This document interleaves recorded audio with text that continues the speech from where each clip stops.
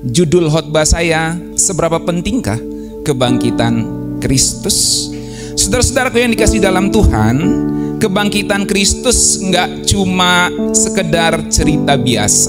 Kebangkitannya adalah game changer. Semua bilang game changer. Dia adalah pengubah permainan di dalam sejarah umat manusia. Kebangkitan Tuhan Yesus memiliki dampak yang besar dan itu mengubah segalanya, bahkan perjalanan sejarah bumi ini, saudara.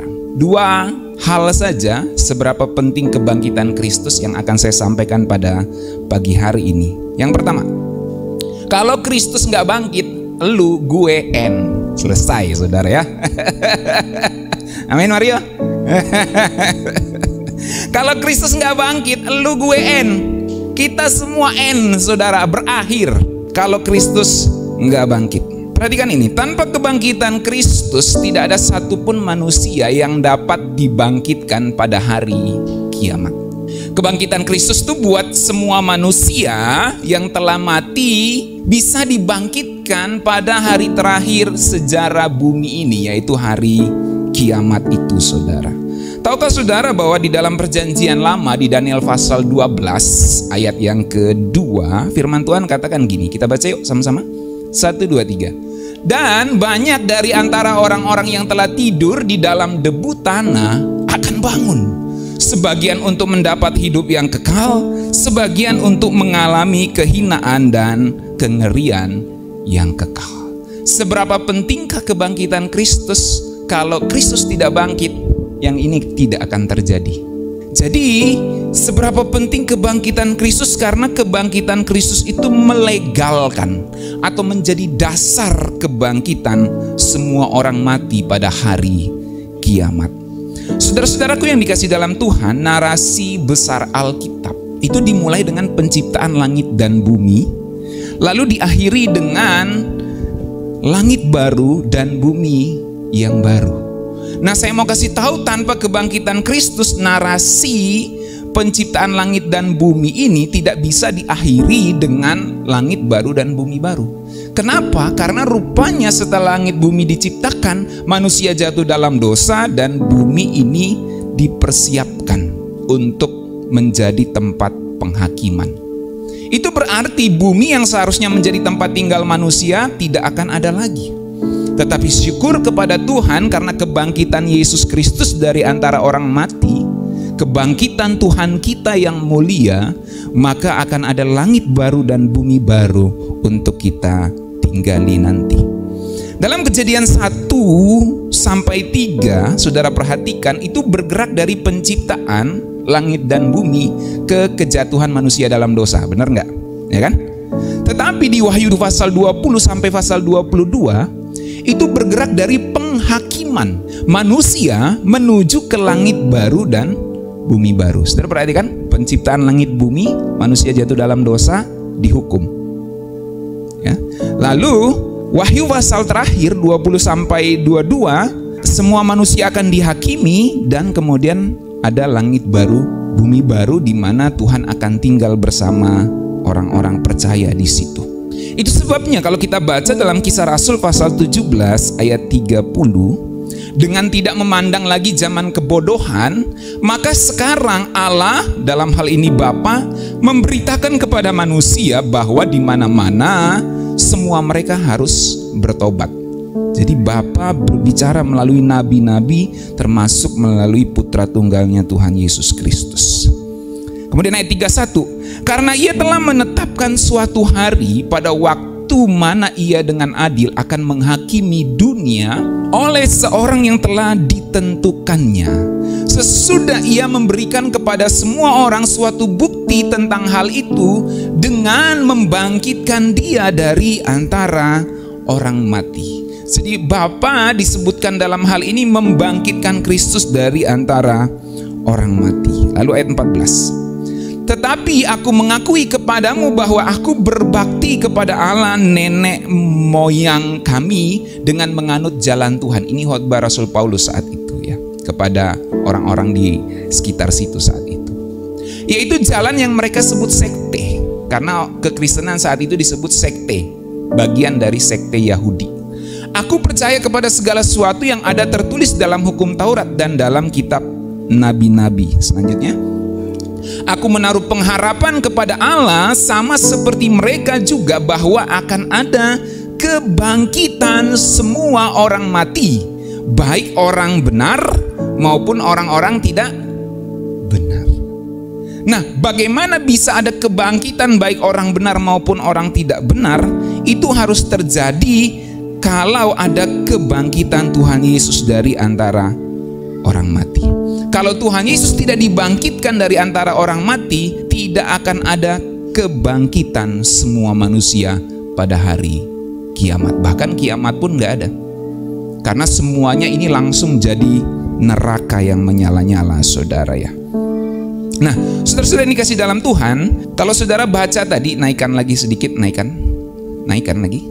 Ya, ini saudara perhatikan ya. Perhatikan pelan-pelan. Karena ia telah menetapkan suatu hari, ini hari penghakiman, kiamat itu, di mana ia dengan adil akan menghakimi dunia oleh seorang yang telah ditentukannya. Sesudah ia memberikan kepada semua orang suatu bukti tentang hal itu dengan membangkitkan dia dari antara orang mati. Simpelnya gini, saudara. Hari penghakiman tidak akan ada kalau Kristus tidak bangkit dari antara orang mati. Jadi seberapa penting kebangkitan Kristus? Penting banget. Karena kalau tidak bangkit Kristus dari antara orang mati, lu gue bro. Kita semua saudara.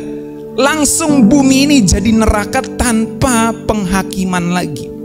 Tapi syukur kepada Tuhan, karena ada Kristus yang bangkit dan kita bisa percaya kepadanya, maka saat dia datang kedua kali akan ada kebangkitan dari antara orang mati.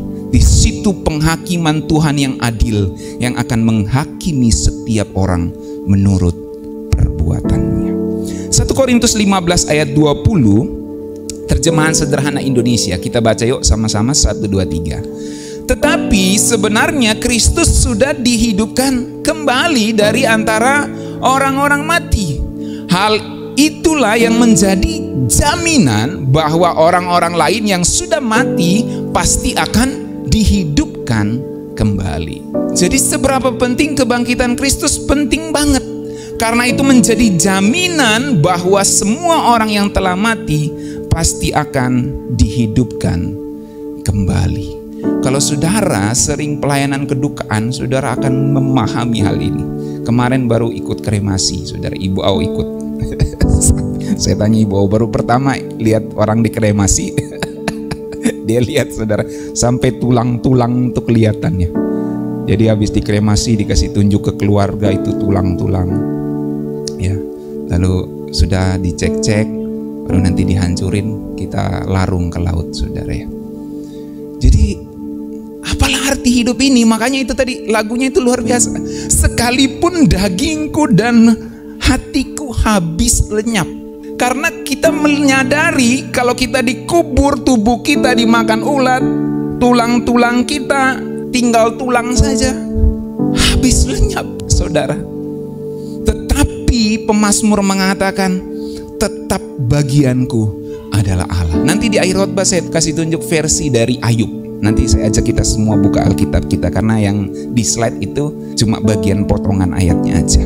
Itu luar biasa. Sekalipun dagingku dan hatiku habis lenyap, kita mempunyai Allah penebus kita yang hidup. Jadi kebangkitan Kristus itu menjadi jaminan bahwa kita akan dihidupkan kembali, saudara.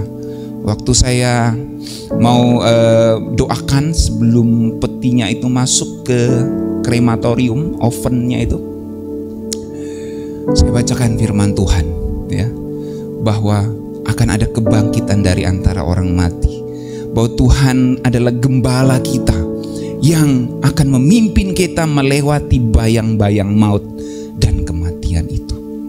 Waktu dilarung di laut, saya bacakan Mazmur 90, bahwa semuanya kembali kepada Tuhan, dan Tuhan memanggil kepada anak-anak manusia, kembalilah anak-anakku. Ya, waktu dilarung saya bilang, dari debu kembali menjadi debu. kepada Tuhan yang menciptakan tubuh ini kembali melalui alam ciptaannya. Kalau dilarung, saudara, habis. Siapakah kita manusia ini? Dari orang bertinggi badan besar, tinggal debu yang sekarang mengarungi lautan. Siapakah kita, saudara? Tanpa kebangkitan Kristus, kita hanya debu di hadapannya.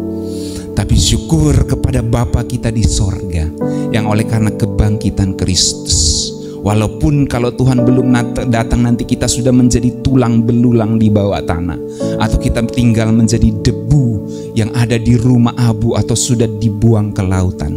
Syukur kepada Tuhan, ada Dia yang akan membangkitkan kita dari antara kematian nanti. Amin, saudara. Seberapa penting kebangkitan Kristus itu? Penting banget. Karena kalau nggak ada kebangkitan Kristus, elu gue semuanya. Kebangkitan Kristus adalah teknologi yang membangkitkan semua orang dari kematian. Semua teknologi berusaha untuk keluar dari bumi ini, atau berusaha menciptakan robot yang begitu intelijen dengan kecerdasan buatan yang luar biasa. Tapi belum ada, bahkan tidak akan bisa ada teknologi yang membangkitkan manusia dari kematian. Sebab itu berhubungan dengan roh yang dimiliki, yang kedaulatannya ada pada sang pemilik hidup ini, yaitu Tuhan semesta alam. Makanya kebangkitan Kristus adalah teknologi yang membangkitkan semua orang dari kematian, saudara. Dan itu menjadi bagian kita. Kebangkitan yang menyongsong kemuliaan kekal jadi bagian kita kalau kita percaya dan setia kepada Tuhan. Alkitab catat, karena Kristus pegang kunci maut dan kerajaan maut, maka Ia berkuasa menentukan kapan seseorang mati dan menghidupkan manusia yang sudah mati. Jadi Tuhan Yesus yang kita percayai itu pemegang kunci maut dan kerajaan maut, saudara-saudaraku. Dia berkuasa menentukan kapan kita mati dan kapan Dia datang kembali untuk menghidupkan seluruh umat manusia. Dalam Wahyu 1 ayat 18 terjemahan sederhana Indonesia, kita baca yuk sama-sama. Saudara bisa jangkau, kita baca 1, 2, 3. Akulah sumber kehidupan. Biarpun aku pernah mati, tetapi lihatlah aku hidup sekarang dan hidup sampai selama-lamanya. Amin. Aku memegang kunci kerajaan maut. Jadi aku berkuasa penuh untuk menentukan kapan setiap orang mati. Dan aku juga berkuasa menghidupkan kembali manusia yang sudah mati. Amin. Ini Tuhan kita yang mulia, saudara. Terus kalau kita bertanya sekarang, kalau Tuhan Yesus datang atau hari kiamat tiba, bagi kita yang masih hidup saat Tuhan Yesus datang atau saat kiamat tiba gimana? Firman Tuhan juga kasih tahu, ya. 1 Korintus 15 ayat 51 mulai, terjemahan sederhana Indonesia. Kita baca sama-sama, 1, 2, 3. Perhatikanlah, karena sekarang saya mau bukakan suatu rahasia kepada kalian. Kita tidak akan mati semuanya, tetapi setiap kita akan diubahkan. Ayat selanjutnya. Hal itu akan terjadi sesaat saja atau hanya dalam sekejap mata, dan kita semua akan diubahkan. Dan kejadian itu akan terjadi ketika terdengar bunyi trompet terakhir. Saat itu semua orang yang percaya penuh yang sudah mati akan dihidupkan kembali dengan tubuh yang baru, yaitu tubuh yang tidak bisa mengalami kematian lagi. Dan setiap kita yang masih hidup pada waktu kejadian itu langsung diubahkan menjadi seperti mereka. Sampai di situ dulu. Yang mati dibangkitkan, dikasih tubuh kemuliaan. Kita yang masih hidup, waktu Tuhan datang kembali, kita akan diubah dalam sekejap. Itu peristiwa yang paling saya nantikan dalam hidup ini, saudara. Mudah-mudahan saya masih hidup saat Tuhan datang kedua kali, saudara. Selanjutnya, perubahan yang kita alami nanti itu bisa digambarkan seperti pada waktu kita mengganti pakaian. Nah, jadi Alkitab tuh kasih kisi-kisi gitu ya. Kalau kita nanti bingung gimana sih diubah dalam sekejap, nah dikasih kisi-kisinya ini. Itu seperti waktu kita ganti pakaian. Karena tubuh yang bisa mati itu akan diganti dengan tubuh yang tidak bisa mati. Jadi kayak dibuka, dikasih tubuh yang baru, saudara. Nah, bicara soal kebangkitan, saudara, ada beberapa versi. Ada yang percaya bahwa tubuh kebangkitan itu nanti materialnya itu dikumpulkan dari tubuh kita dalam tanah yang kuburan kalau dikubur, ya kan? Terus ada pertanyaan, gimana kalau dia dilarung di laut tuh kan? Dimakan ikan gitu. Ikannya terus dimakan orang gitu. Dibuang lagi ke jamban, ngalir lagi jadi tanah gitu kan. Jadikan pupuk lagi daun singkong gitu. Jadi kemana-mana, saudara. Nah, jawabannya orang yang berteologi itu Tuhan sanggup gitu. Jadi ada yang percaya bahwa tubuh kebangkitan itu nanti dikumpulkan dari material tubuh itu lagi, Tuhan sanggup bentuk kembali. Tapi ada versi yang kedua, dan itu yang saya lebih yakini, bahwa memang Tuhan akan berikan material yang baru. Jadi tidak dikumpul dari material tubuh kita saat ini yang akan hancur kalau sudah mati nanti, ya. Jadi untuk tubuh kemuliaan tuh ada dua versi pengajaran, ya. Ada yang percaya dari tubuh yang lama ini akan dibentuk baru, tapi ada yang percaya bahwa Tuhan ciptakan tubuh yang baru, itu yang disebut tubuh kemuliaan.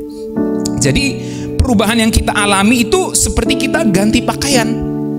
Tubuh kita ini dibukakan, lalu digantikan dengan tubuh yang baru. Gimana prosesnya saya juga nggak tahu, karena belum ada kejadiannya.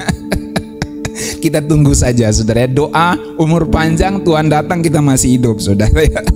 Tapi kalau enggak, nanti saudara rasain yang versi roh saudara dikenakan tubuh yang baru. Nah, jadi mana-mana sama aja ya, karena intinya dibuka digantiin baru gitu. Nah, sama aja intinya sebenarnya. Cuma kan lebih enak kayaknya waktu masih hidup gitu. Tapi semuanya enak, saudara. Ini soal selera aja. Saudara tinggal minta sama Tuhan. Tuhan, kalau Tuhan izinkan karena Engkau yang berdaulat, saya mau versi yang ini, Tuhan. Versi rasain masih hidup, dibuka bajunya, diganti tubuh baru, atau sudah roh baru nanti dikenain tubuh lagi gitu. Mana-mana aja, saudara ya. Semuanya baik. Amin. Oke. Ayat 54 kita baca lagi. Jadi waktu tubuh kita yang bisa mati itu diganti dengan tubuh yang tidak bisa mati, tepatlah firman yang tertulis ini, kuasa kematian sudah dikalahkan dan kita sudah menang. Jadi kalau kita masih hidup, kita nggak akan mengalami kematian lagi, ya, karena kita sudah dikenakan tubuh baru yang kekal, yang tidak bisa mati. Terus orang yang sudah pernah mati diberikan tubuh baru itu nggak bisa mati lagi. Tetapi orang yang tidak percaya, nah, orang yang tidak percaya dia bangkit, kemudian dia dipandang Tuhan lewat penghakimannya tidak layak untuk masuk ke langit baru bumi baru, maka dia akan dikenakan tubuh biasanya itu, tubuh dosa ini, untuk kemudian dimasukkan ke lautan api. Itu makanya dia disebut masuk kepada kematian kedua, yaitu lautan api. Dia sudah dibangkitkan, tapi dia dibangkitkan untuk masuk kehinaan kekal. Itu kata kitab Daniel tadi. Kalau kita dibangkitkan untuk masuk kemuliaan kekal. Nah, coba naik lagi. Cecil coba tolong cari yang Daniel tadi itu. Oke, kita baca ya. 1, 2, 3. Dan banyak dari antara orang-orang yang telah tidur di dalam debu tanah akan bangun, sebagian untuk mendapat hidup kekal, dan sebagian untuk mengalami kehinaan dan kengerian yang kekal. Nah, makanya kita harus hidup benar di hadapan Tuhan, saudara, supaya kita mengalami kebangkitan kekal, ya. Jadi nggak usah takut kalau dengan kematian, karena kita mempunyai Tuhan yang memegang kunci maut dan kerajaan maut, ya. Kalau kita punya orang dalam, takut nggak? Ya nggak takut lah, ada orang dalam, saudara. Jadi kalau orang Kristen dibilang yakin, kenapa? Ada orang dalam. Orang dalamnya itu bukan kaleng-kaleng, saudara. Ya, bukan kaleng-kaleng nih orang dalamnya. Dia yang pegang kunci maut dan kerajaan maut, saudara. Makanya kalau dia nggak bangkit, kita semua saudara. Sekarang kita punya orang dalam. Pertanyaannya, tiap hari kita hidup dalam penghormatan kepada orang dalam itu enggak masalahnya. Benar enggak? Kita ngikutin maunya orang dalam itu enggak salahnya. Gitu. Ya kan? Kalau orang dalam biasa minta apa? Tapi Tuhan enggak minta ini. Dia tuntut segenap hidupmu. Dia lebih ngeri dari orang dalam di dunia ini nih. Sudah ngerti perspektif yang saya sedang berikan kepada saudara? Ngerti ya? Maksudnya apa? Dia bukan cuma nuntut ini, segenap hidupmu, kenakan hidupku. Kalau kamu anggap aku orang dalam, kenakan hidupku. Amin, saudara-saudaraku. Nah, coba kita lihat dalam bentuk narasi besar ya. Ini meta narasi. Ya, ini dia. Thank you Cecil. Ini bentuk meta narasinya. Jadi awalnya itu penciptaan langit bumi. Ini menolong saudara meringkas Alkitab. Lalu ada kejatuhan manusia dalam dosa. Lalu ada Kristus yang disalib untuk kita. Itu penebusan, penciptaan, kejatuhan, penebusan. Lalu nanti ada langit baru dan bumi yang baru, penciptaan baru. Dan itu yang terakhir tidak bisa terjadi kalau Tuhan Yesus cuma mati, nggak bangkit-bangkit. Tapi karena Tuhan Yesus bangkit, baru bisa ada penciptaan baru. Jadi seberapa penting kebangkitan Kristus? Penting banget. Sebab kalau dia nggak bangkit, elu gue end semuanya. Amin, saudara-saudaraku. Makanya mari kita baca apa yang Ibu Gembala sudah baca tadi ya di awal. 1 Petrus 1 ayat 3 sampai 4. Yuk kita baca 1, 2, 3. Terpujilah Allah dan Bapa Tuhan kita Yesus Kristus, yang karena rahmat-Nya yang besar telah melahirkan kita kembali oleh kebangkitan Yesus Kristus dari antara orang mati kepada suatu hidup yang penuh pengharapan. Hidup yang penuh pengharapan, saudara. Untuk apa? Lanjut.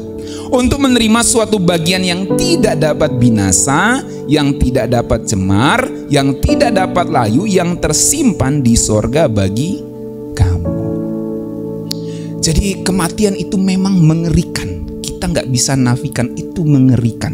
Tapi syukur kepada Tuhan, Dia bangkit dari antara orang mati dan memberikan kepada kita suatu hidup yang penuh pengharapan.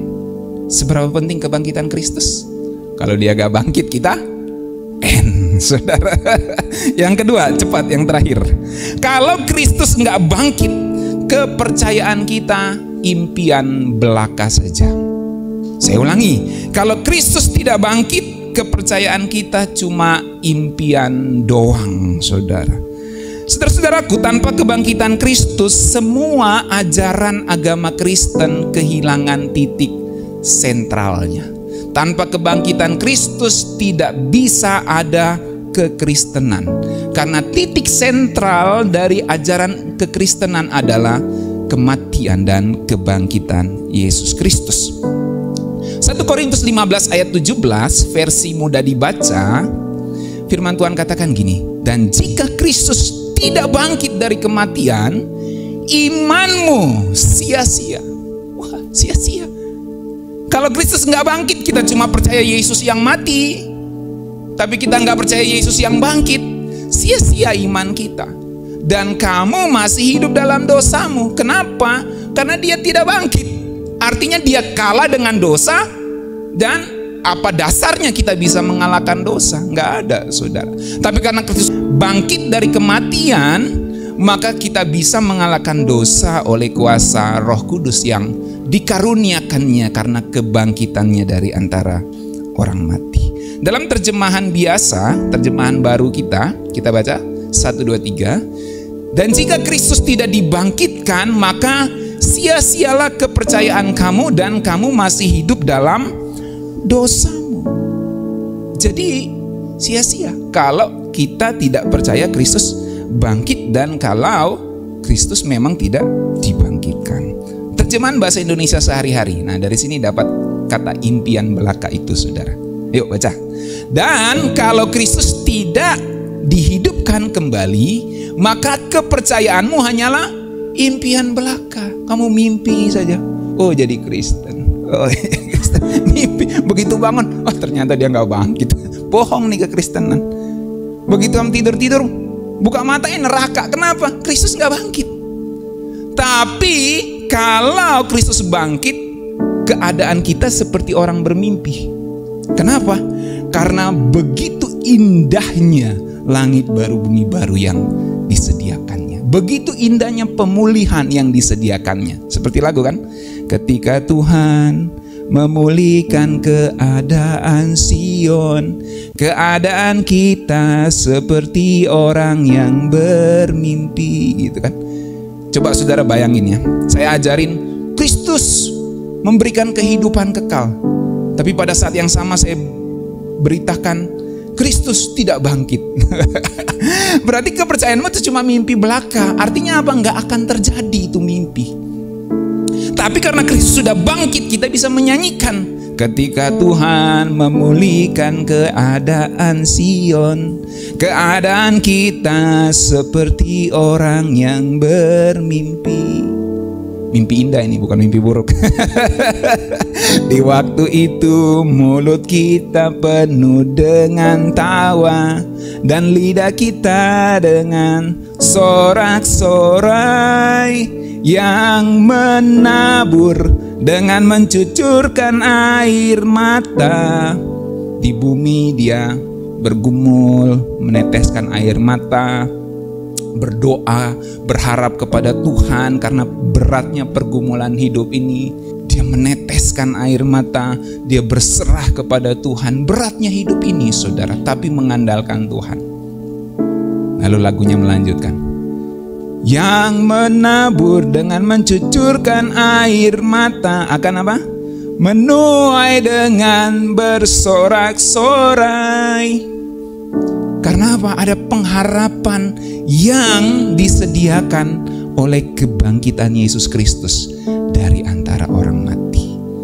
Kalau Kristus nggak bangkit, kepercayaan kita hanya impian belaka. Mimpi saja itu sorga dengan segala kemewahannya. Saya nggak bilang bidadari.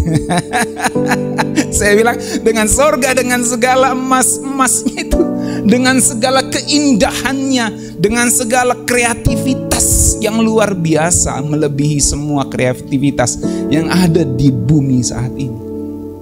Itu hanya impian belaka kalau Kristus tidak dibangkitkan. Jadi seberapa penting kebangkitan Kristus? Karena kalau Kristus tidak bangkit, semua kepercayaan kita cuma mimpi belaka, omong kosong. Tapi kita penuh keyakinan, percaya pada apa yang kita percaya dari firman Tuhan. Kristus sudah bangkit, maka ada hidup yang penuh pengharapan. Itu berarti kalian masih dalam keadaan berdosa kalau Kristus nggak bangkit, dan tidak mempunyai harapan sama sekali. Dalam terjemahan The Message, ya, The Message, ya kemarin ada yang lomba itu ya di Jumat Agung. Dia susun Filipi pasal 2 gitu ya. Katanya padahal bahasa Indonesia dia bilang terjemahan The Message ini. Padahal ngeles karena dia bingung nih mau susun gini. Daniel nih. Ya ngelesnya luar biasa. Kita biasa baca terjemahan The Message katanya. Padahal enggak tahu ya. Ini dannya ditaruh di mana ini? Oke, nggak apa-apa saudara ya, kita lucu-lucuan, senang-senang, sukacita, amin. 1 Korintus 15 ayat 17 ya. And if Christ was not raised, then all you are doing is wandering about in the dark, as lost as ever. Dan jika Kristus tidak dibangkitkan, maka yang kamu lakukan hanyalah mengembara dalam kegelapan. Saudara bayangin, kalau Kristus nggak bangkit, itu seperti kita jalan di dalam kegelapan. Tidak ada terang sama sekali. Betapa suramnya, betapa gelapnya hidup ini. Sejauh mata memandang yang kita lihat hanya kegelapan. Kiri, kanan, atas, bawah, muka, belakang, semua yang dilihat hanya kegelapan. Itu yang terjadi kalau Kristus tidak dibangkitkan. Akibatnya apa? Kita tersesat seperti biasanya, as lost as ever. Kita tersesat terus di dalam kehidupan yang begitu kusut di dalam dosa ini, saudara. Tapi bersyukur karena Tuhan Yesus bangkit dan memberikan kita satu titik tujuan, langit baru, bumi baru, tempat tujuan kita yang mulia. Dan di sana kita akan bertemu muka dengan Tuhan pencipta kita. Baik kita sudah menjadi debu, tinggal tulang belulang, atau saat masih hidup, saat tubuh kita diubahkan dalam sekejap, kita akan memandang wajah penebus kita. Amin, saudara-saudaraku. Sebagai penutup, seberapa penting kebangkitan Kristus? Kalau Kristus nggak bangkit, lu gue N. Kalau Kristus nggak bangkit, kepercayaan kita cuma impian belaka. Jemaat yang dikasihi Tuhan, kebangkitan Kristus bukan cuma sekedar cerita masa lalu. Kebangkitannya bukan cuma headline setiap Paskah. Kebangkitannya itu harusnya menjadi energi booster, menjadi pendorong, menjadi kekuatan, menjadi energi booster dalam setiap langkah hidup kita. Satu kali Ayub berkata dalam keyakinan bahwa Allah berpihak kepadanya, dan ia berkata di Ayub 19 ayat 25, tetapi aku tahu penebusku hidup. Saya ajak semua saudara buka Alkitabnya, Ayub 19 ayat 25. Ini yang saya janjikan dari tadi. Ayub 19 ayat 25. Ayub 19 ayat 25 sampai 26 kita baca ya. 1, 2, 3. Tetapi aku tahu penebusku hidup, dan akhirnya ia akan bangkit di atas debu. Juga sesedap kulit tubuhku sangat rusak, tanpa daging pun aku akan melihat Allah. Sekali lagi, ayo baca sama-sama. Ayub 19 ayat 25. Tetapi aku tahu penebusku hidup, dan akhirnya ia akan bangkit di atas debu. Juga sesudah kulit tubuhku sangat rusak, tanpa dagingku pun aku akan melihat Allah. Slide terakhir.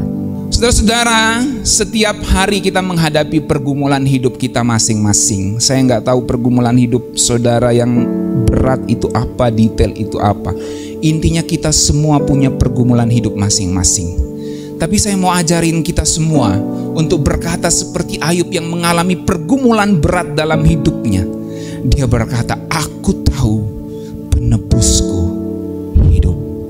Ia ada di sini bersamaku. Ia membelaku, ia menjagaku, dia memeliharaku.